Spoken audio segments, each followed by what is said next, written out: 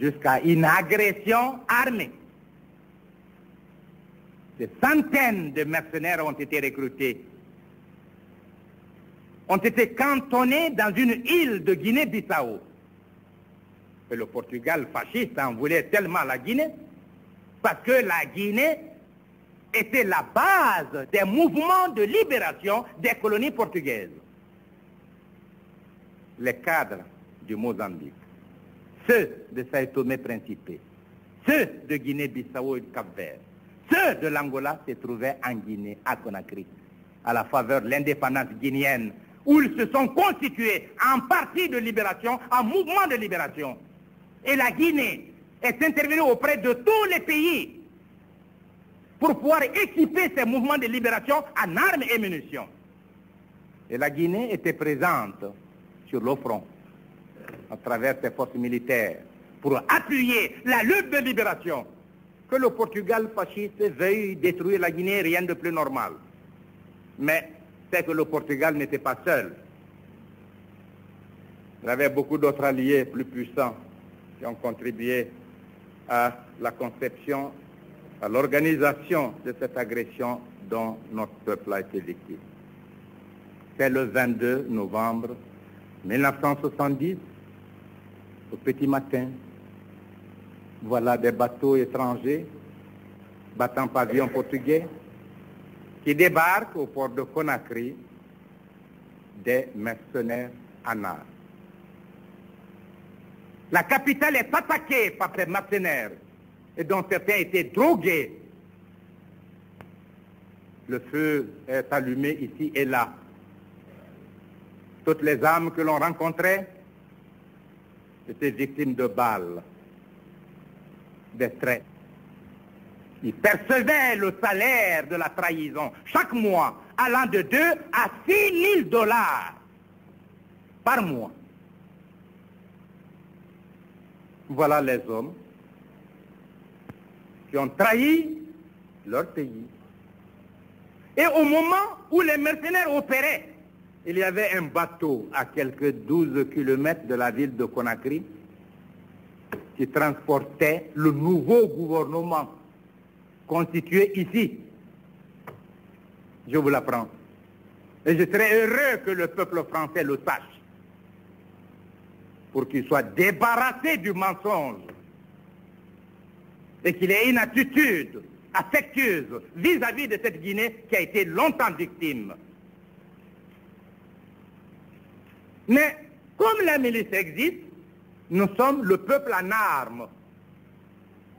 Il y a 10 fois plus de miliciens formés, gardant les armes à domicile qu'il n'y a de militaires. C'est le peuple en armes qui s'est mobilisé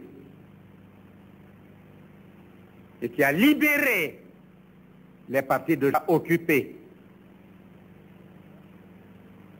Je vais vous apprendre également, c'est le trait de notre idéologie, que vous soyez d'accord, que vous ne soyez pas d'accord, mais j'ai le devoir de vous apprendre un fait historique. Au lendemain de notre victoire, je fais une adresse à la nation, analysant la situation, pour dire c'est le peuple qui m'a libéré moi. C'est le peuple qui a libéré chacun des cadres dirigeants du parti. Ce n'est pas moi qui ai libéré la Guinée. Un ennemi, à moi, serait venu avec un pistolet dans le but de m'abattre. Je n'en garderai pas rancune si son acte est le reflet d'une opposition politique.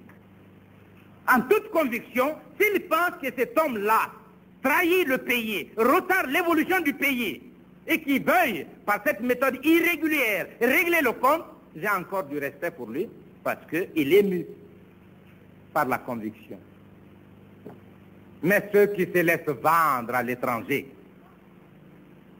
contre l'argent, pour priver leur propre peuple de la souveraineté et la liberté, ont cessé d'être des hommes à mes yeux.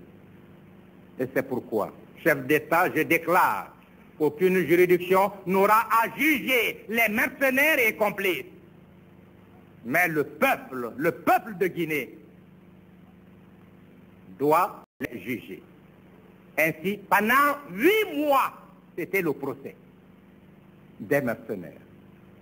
Les dépositions des mercenaires passent à la radio pendant 48 heures. Elle est traduite dans toutes les langues nationales. Et la presse en langue nationale distribuée dans tous les villages pour permettre à tout citoyen de saisir le rôle joué par le dit mercenaire. Pendant 8 mois, la Guinée agissait ainsi. Et après, la date du procès populaire a été fixée. De telle date à telle date, les 2500 pouvoirs révolutionnaires locaux ont prononcé leur verdict sur chaque cas.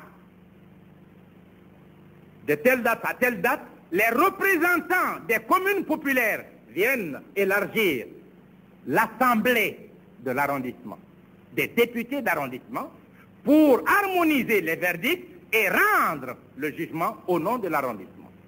Troisième étape, les représentants des arrondissements viennent élargir l'assemblée de députés régionaux et délibérer à ce niveau, prononcer les verdicts.